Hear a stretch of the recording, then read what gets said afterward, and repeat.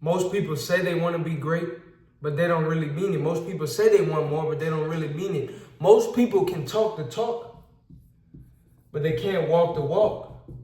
But you have to understand that walking the walk is more important than talking the talk. See, there was a story about a grandfather and his grandson. The grandfather told the grandson, he said, "Grandson, listen, inside of each and every one of us are two wolves that fight each other every day." So the grandson responded, said, "Granddad, Grandpa, which wolf wins?" And so the grandfather said, "Okay, listen, grandson. Like I said, there are two wolves inside of each and every one of us that fight each other every day. One is a good wolf, one is a bad wolf. Which one wins, you may ask? The one that you feed more." And so the same analogy can be made of walking the walk and talking the talk. What if there are two entities inside of you? One that talks the talk, but one that walks the walk. One that plans and dreams and aspires, but also one that takes action. And at the end of the day, we can read all the books that we want to read. We can watch all the podcasts and videos about a topic that we want to learn about. But eventually we must take action. If you say you want more, if you click on this video, you want to become better, do better, be better, you must take action.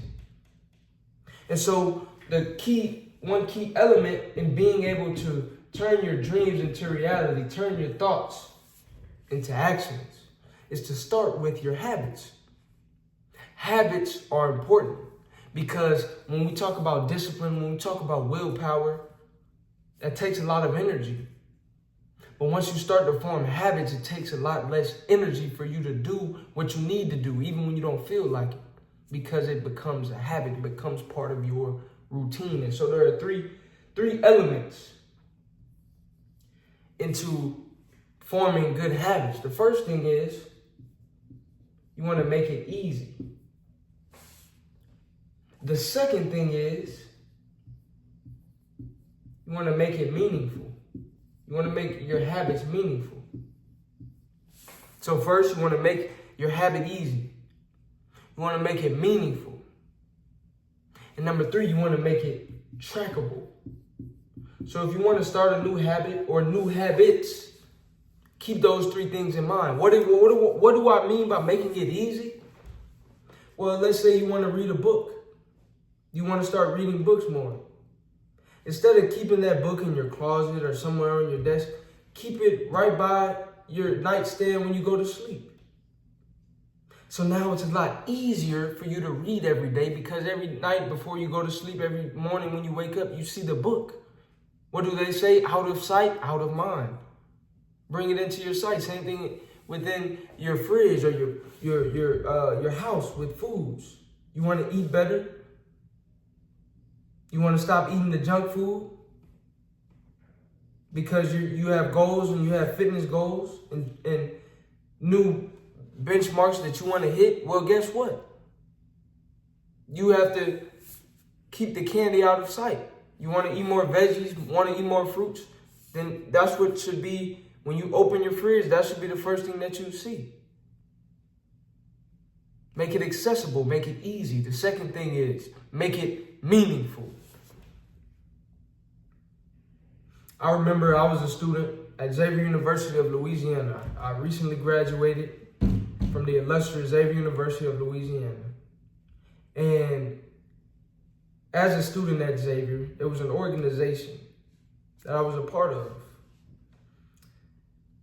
And the name of this organization was Mobilization at Xavier 2.0. We called it MAX. And when we were looking to join this organization, the first thing that members within this organization would ask us, they would ask us, what is your why?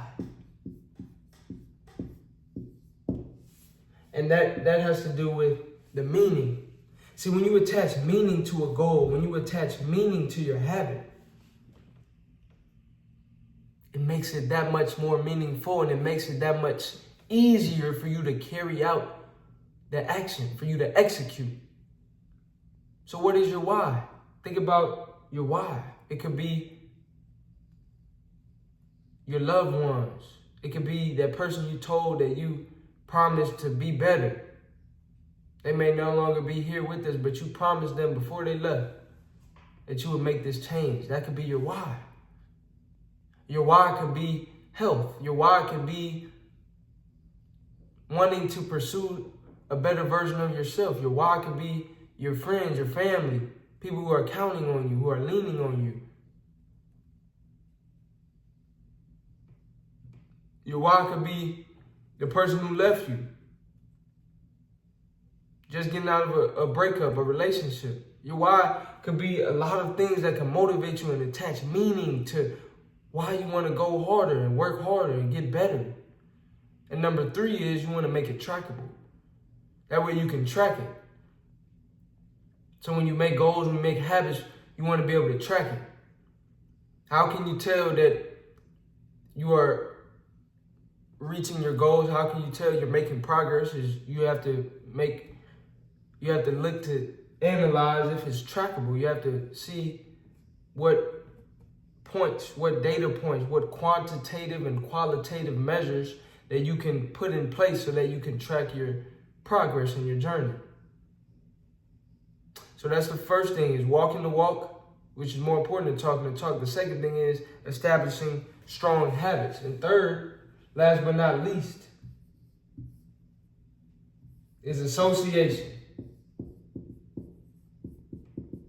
Because birds of a feather flock together. You can't soar with the eagles if you're hanging with the chickens. So you clicked on this video, you want more, you want to be more, you want to do more, you want to be better. But if you're not hanging with the right crowd, how can you do that? And the analogy that I like to use is, imagine that you were trying to learn a new language. So let's say you speak English fluently, but you want to learn Spanish.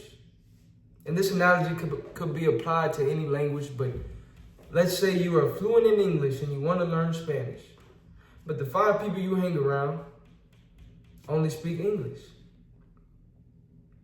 And so you practice learning Spanish, you practice, but when you go hang around your friends, they only speak English.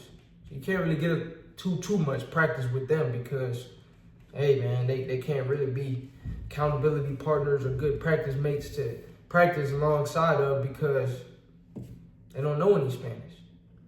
But imagine scenario 2. You're fluent in English, you want to learn Spanish, but now all of a sudden you surround yourself with friends, with people who speak Spanish. Now what? You know what's going to happen? You're going to learn that much faster, that much more efficiently, and that much more effectively. Because the people around you are speaking the same language. Every moment, every minute is practice. Because they are vibrating they are speaking the same language that you desire to speak. And so the same thing can be said to when you want to vibrate on a higher frequency. Surround yourself with people who are already vibrating on a higher frequency. You want to be better? Surround yourself with people who also want to be better. You want to be in shape and reach your fitness goals and your aspirations in terms of losing weight or gaining muscle or cutting down, slimming down, whatever it is that you want to do. Surround yourself with people who are also doing that same thing. I know we talk about the language of English, Spanish, French, different language, but there's also what I like to call the success language. So surround yourself with people who speak the success language. What is the success language? The success language involves willpower, not wishful thinking. Not I wish, but I will.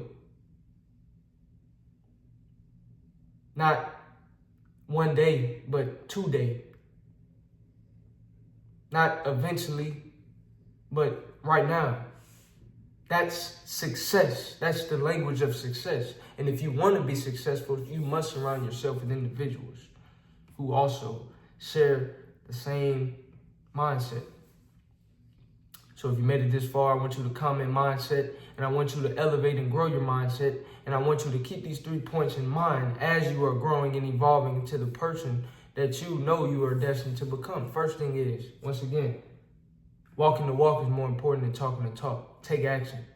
A lot of people say they want to do more and be more, but most people aren't willing to take action.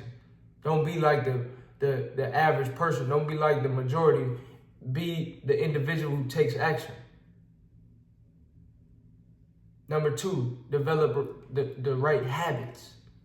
How do you do that? You make it easy, make it meaningful, make them trackable.